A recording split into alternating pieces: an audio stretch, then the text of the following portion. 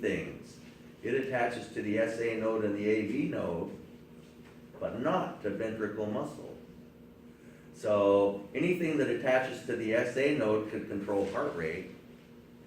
Anything that attaches to the AV node can control how long the impulse is stored in the AV node, which is slightly variable.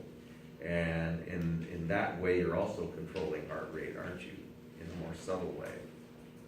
If you control the ventricles, you're just going to control how hard they squeeze, and that has everything to do with stroke volume, but nothing to do with heart rate. Okay. So, there is a sympathetic innervation to the SA node, AV node, and the ventricle muscle. But no parasympathetic connection to the ventricle muscle, just to the SA node and AV node. So with parasympathetic innervation, do you think the heart will speed up or slow down? Slow down. If with parasympathetic innervation, what will happen to stroke volume? Will it be more or less? Unchanged. Unchanged, because there is no parasympathetic nerve attaching. Gotcha. So, okay.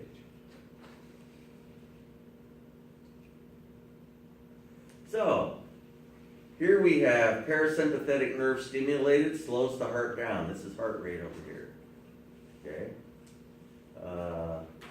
Normal heart rate is between 60 and 90.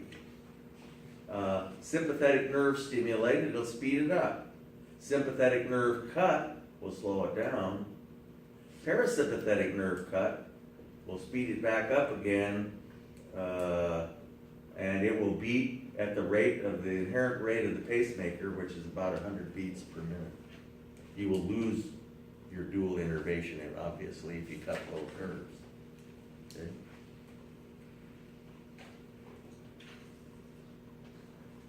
And as we said before, the autonomic nervous system controls the rate of leakage of the slow sodium channels. That's how we can change heart rate. Under sympathetic innervation, okay, they leak more rapidly. That would be that one. Under parasympathetic innervation, they leak more slowly.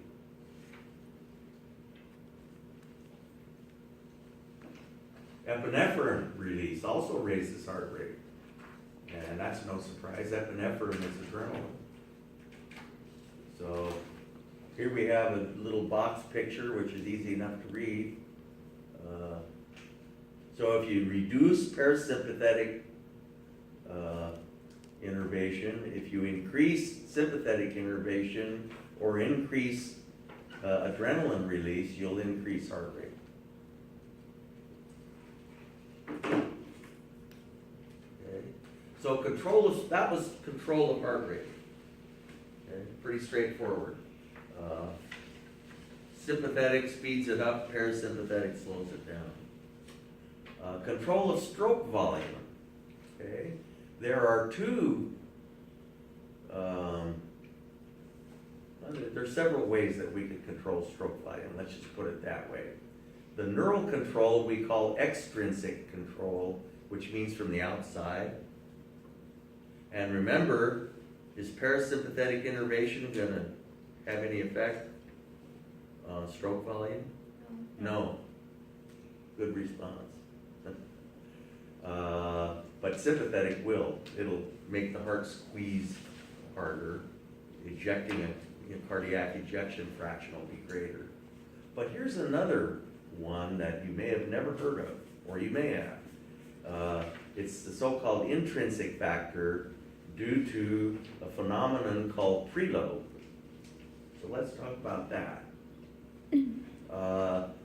Back in 1905, these two guys, this isn't one person, it's two different people, and they got together and decided that if a muscle was stretched, if you stretched a muscle prior to its contraction, it would contract with more force. As you pull the myosin and actin apart and let the muscle contract, they can form more cross bridges that way, okay? Because there are more possible cross bridges to form. And so if you could do something to stretch ventricle muscle prior to contraction, the ventricles would contract with more force and eject more of their contents. Well, you're going to get in there and pull the walls of the ventricle apart? Do we have any way to do that? No. How could we possibly stretch the walls of the ventricles?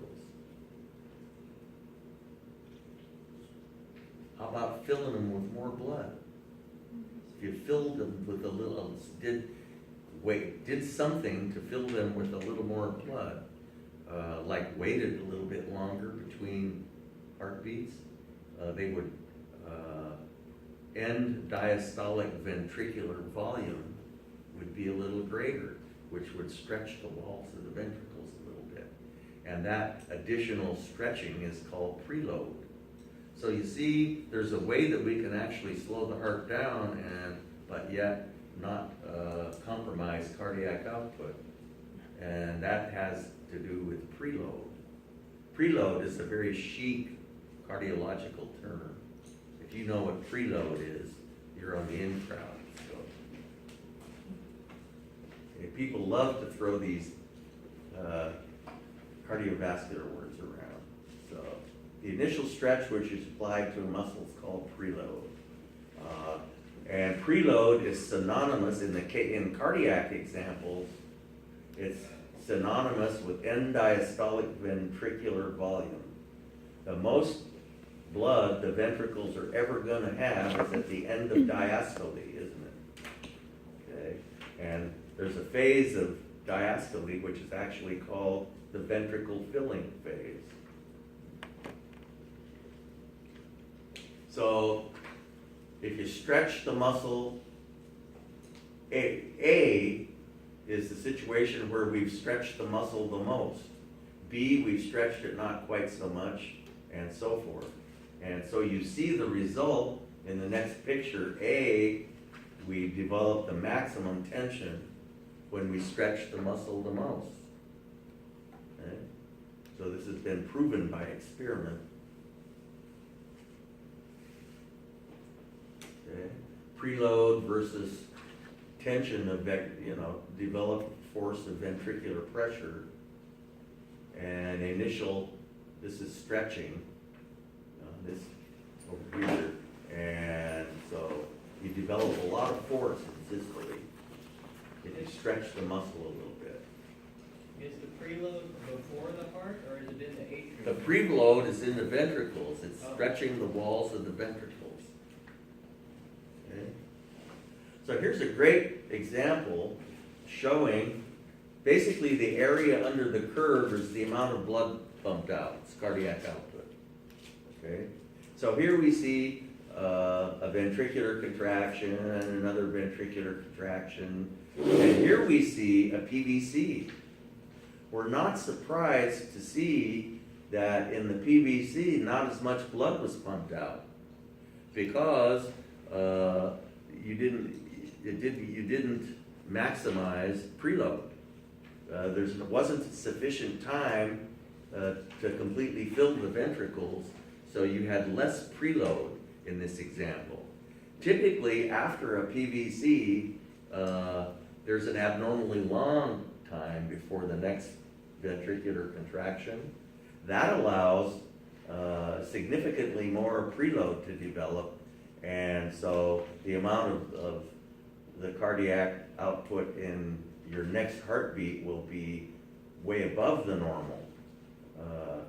I had a friend who used to get PVCs every time he drank too much coffee, and he told me that when he could tell when it was happening because he'd feel this big kerchoom in his breast, in his chest, because that was this, He couldn't tell when he was having the PVC, but then that next beat when the heart pumped out that huge amount of blood, he could actually feel it being shoved into the aorta, And it's a good example, it's a good illustration of how preload works. You wait longer and you have more preload, the ventricles contract with more force, ejecting more of their contents. So that's a good example of preload. So extrinsic control of stroke volume is just sympathetic innervation increases stroke volume. Does parasympathetic innervation reduce stroke volume? No. No. Well, you jumped right on that one. Good. So you won't forget that between now and next Monday. Okay, so this is just a reminder of the circuitry showing you that the sympathetic nerve attaches to 3 places, including the ventricle muscle, whereas the parasympathetic only attaches to 2 places. The vagus nerve only attaches to 2. So the vagus nerve can influence heart rate, but not stroke volume. Okay, so sympathetic control of stroke volume. And, well, I don't know if this is really labeled as the way it should be. Here we're looking at end diastolic volume. Maybe. Sympathetic stimulation increases stroke volume. Seems to me they're kind of showing 2 things in one picture there. So end diastolic ventricular volume raises stroke volume. Sympathetic innervation raises stroke volume. How come parasympathetic isn't shown on here? Because it has no effect. Epinephrine release increases stroke volume. Okay? Adrenaline, as you might imagine. And there's just a more elaborate picture. The last one was really enough. So that was cardiac output. We're talking about the 2 factors that influence the amount of blood in your arteries. The amount of blood in your arteries is what determines your blood pressure. Okay? So cardiac output is how fast you put it in. This is how fast you let it out the other end. Okay? Resistance to flow out of the arteries. And as you, for years I tried to dream up a little demonstration where I could illustrate this. The cardiac output would be a bicycle pump. And it'd be easy to change the stroke volume, just pump with longer strokes. It'd be easy to change your heart rate just to pump faster. But the problem was finding something I could put on the other end, and I was just going to use air. Finding something with the appropriate consistency, I'd have a pinch clamp out at the end. And as I increased the pinch clamp, that would increase peripheral resistance. And the bag would get bigger, or my elastic container. But I either wound up breaking the container, or it wouldn't blow up enough that you could see the difference. I could never find anything with quite the right consistency. But here's your pinch clamp. And that, just imagine, as we pinch down on that clamp, we're increasing peripheral resistance, aren't we? Okay. So it's quite a delicate balance that controls blood pressure. Resistance to flow out of the arteries. The arterioles are the strategic vessels for a couple of reasons. They're the very last one in line, for one thing, plus they're the smallest. And if you pinch off an already small vessel, it's going to have much more influence on resistance than if you pinch a little bit on the aorta. Isn't going to have nearly as much effect, is it? Okay.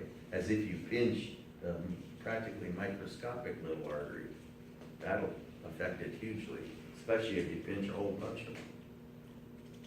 Okay. So we have resistance to flow out the other end. So physiologically important features of arteries, well, contractility. In the case of arterioles, they have no elasticity. because our elastic arteries are the arteries closest to the heart. It's the ability to contract. There's a sympathetic neuron attached to every one of those little spiral muscles that goes around an arteriole. Okay, so elasticity is an important feature of artery. It's an important arterial property, but arteries, well, we got this nice picture that illustrates compliance, which is another chic cardiovascular term. These elastic arteries exhibit a property called compliance, that when the heart pumps a bolus of blood into them, they have a lot of give to them, so the pressure doesn't go up so much and the heart doesn't have to work so hard. Okay? You know, you don't want the heart to work too hard. People who have extremely high blood pressure have a problem with what's called cardiomegaly. Like any muscle, if you make the heart work a lot harder, it'll get bigger. And literally, the heart gets too big for the space it's got in there. Okay?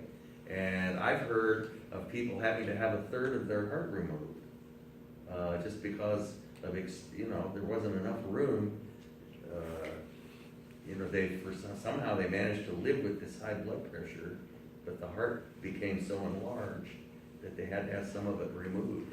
A third might have been, sounds pretty far out to me, but I wasn't there. But I've heard, definitely they will remove some tissue from the heart if it gets too big. It loads you up on blood pressure meds, which should have been taken before. So you see, this is what, here you have the heart pumping blood into the arteries. If the arteries were just rigid pipes, this is what your blood pressure would look like. Okay? It would drop to 0 half the time, and half the time it would be sky high. See, but because of this property called compliance, which is exhibited by the elastic arteries, it remains kind of in between 120 and 80. So, compliance. Okay, contractility, which is particularly significant when you have a vessel that's very small. You can make large changes to resistance in flow. If you contract this one a little bit, it doesn't have nearly the impact on resistance to flow as it does when you do that one. Okay, and there are two things that determine peripheral resistance. If you tried to run antifreeze through there or something that was really viscous, like 90 weight motor oil, you'd have a heck of a time getting it out of the arterioles. The viscosity of blood doesn't change much, okay? And so that's not really a significant variable. It's the geometry of the tube, basically the caliber of the tube. Okay, so viscosity is not extremely significant. However, this is the relationship of resistance to the radius of the tube. Okay, if the radius of the tube is 1, what is the resistance? 0.25. We've got a bunch of real math quizzes in here. 1. Oh. Okay, 1 to the 4th is 1, which is 1 over 1 is 1. Okay, so that was your math test for the all passed with flying colors. Not. So anyway, what if you double the radius of the tube? What would you expect to happen to the resistance? Would it increase or decrease? The resistance to flow, if I went from a tube like this to a tube like that, the resistance would decrease, wouldn't it? Okay, and so, don't want to let me forget that. So what if we doubled the radius? Okay, and now what would the resistance to flow be? Well, I better answer it for you. 2 to the 4th is 16, and so the resistance to flow would be 1/16 what it was when the radius was 1. So just by doubling the radius of the tube, my peripheral resistance is my resistance to flow is only 1/16 what it was. See, so the geometry of the, you'll never have to do that, but the geometry of the tube is extremely significant. And here they did a calculation for you where they had a big tube and then they had 4 little ones, and the radius, the sum of the radii of the 4 little ones was the same as that of the big one. And they did the calculation for peripheral resistance, and they found the peripheral resistance of the 4 little tubes you'd expect to be the same. But because they're little, the resistance to flow is 4 times what it was. Okay? With this big one. So the geometry of the tube is indeed very significant, even just from a mathematical point of view, not to mention the fact that liquids, if you think of the concept of laminar flow, think of a fluid flow as a series of layers, or lamina, okay? The outermost layer experiences frictional drag with the wall, and the next layer experiences frictional drag with the outer one. And the next, but it's not as much. And the next one experiences frictional drag with the next one in, but it's not as much. If you have a great big tube, the layers in the middle won't experience any frictional drag at all. But if you have a little teensy one, all of the layers will experience frictional drag. That's why the geometry of the tube is so important. So probably beat that one to death. A little tube has more effect. Okay? So the vessels which exert the most influence on peripheral resistance are the arterioles. And so they're the ones that decide how much blood gets into the capillaries. And by the time the blood gets to the arterioles, the blood pressure has dropped significantly, but you still got enough pressure to barely force the blood through the capillary bed. Okay? So we got these little circular muscles around the arterioles, and each circular muscle is controlled by a sympathetic neuron. And when you are in the sympathetic mode, they clamp down. Okay? Remember, parasympathetic nerves don't attach to little things. They only attach to big things like organs. Little things are controlled by sympathetic neurons. Sweat glands and oil glands and these little muscles in the arteries are all controlled by sympathetic neurons, which are either innervated or not. Okay? So the radius of an arteriole is determined by sympathetic neurons, epinephrine, or if you have a lot of metabolic activity in the vicinity of your little arteriole, they tend to constrict in the absence of other influences. Okay, so of course we got to have intrinsic and extrinsic control. The intrinsic control is the metabolic thing. Extrinsic control is by neurons. Okay. And remember we talked about adrenergic, any adrenergic receptors are receptors of the sympathetic nervous system. Any drug which stimulates adrenergic receptors will increase peripheral resistance. The receptors, the so-called, the beta adrenergic receptors influence the heart rate and stroke volume. The so-called the alpha-1 adrenergic receptors influence peripheral resistance. And the most effective antihypertensive drugs out there today for blood pressure are alpha-1 blockers. For some people, they're so potent that people can't even take them because they faint because their blood pressure drops so much. So there's some really good alpha-1 adrenergic antagonists out there. One of them called carvedilol is dirt cheap, and it's generic, it's a class 1 generic drug. And all insurance will pay for it. And you can take extremely small amounts of it if you're sensitive, hypersensitive to it. These other ones, beta 1 will slow your heart down, whereas beta 2 mainly affects the bronchodilation. Okay, so norepinephrine raises blood pressure. It's both an alpha 1 and a beta 1 adrenergic agonist.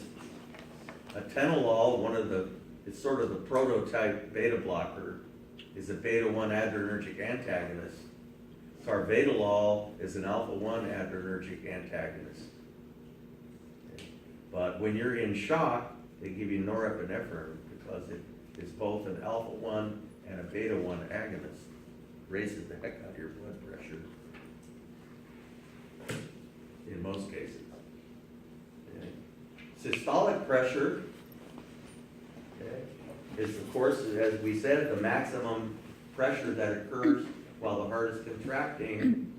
Systolic pressure depends primarily on cardiac output. And that's almost intuitively obvious, I think. And your systolic pressure could go up, I was going to say in a heartbeat. It can go up really rapidly. And it could go down fairly rapidly. You could lower it if you sit there and try and relax, do relaxation techniques. Try lowering your diastolic number very rapidly, because your diastolic number depends primarily on peripheral resistance, and it takes a lot longer for peripheral resistance to go down or up. Okay? So diastolic pressure is the lowest, and this is due to capillary drain off, as we said, or peripheral resistance, which are both intertwined. Okay, so this number doesn't change as rapidly. Okay, so your pulse pressure is the difference in between the two, and if you have nice unoccluded vessels, you'll tend to have a strong pulse blood pressure. A good vascular physician can take your pulse in various places in your body and get a good idea of how occluded you are. A good vascular technologist can use ultrasound to determine how badly plaqued up you are. And you get those examinations relatively routinely.